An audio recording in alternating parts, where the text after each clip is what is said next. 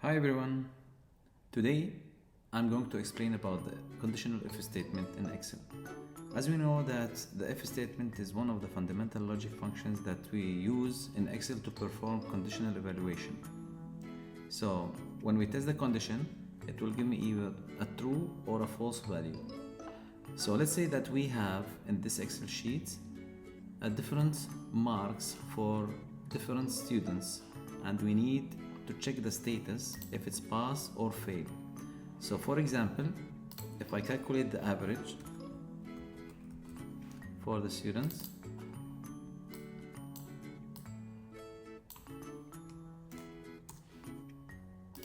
and I apply this equation to all the students, and then after that I head to the status and I need to check if the student passed or failed. So I will type equal conditional if statement, and we need to make the logical test. So I want to check if the average is more than 60 or not. So if it's more than 60, the student will pass. If it's less than 60, the student will fail.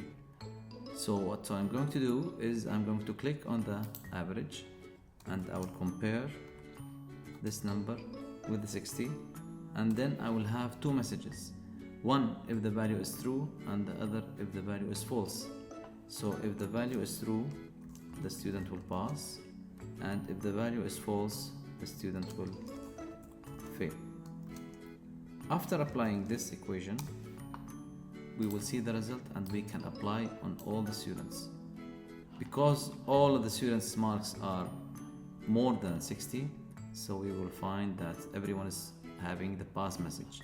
But if we play with the marks and we try to reduce one student, we will see that this will be converted into a fail mark.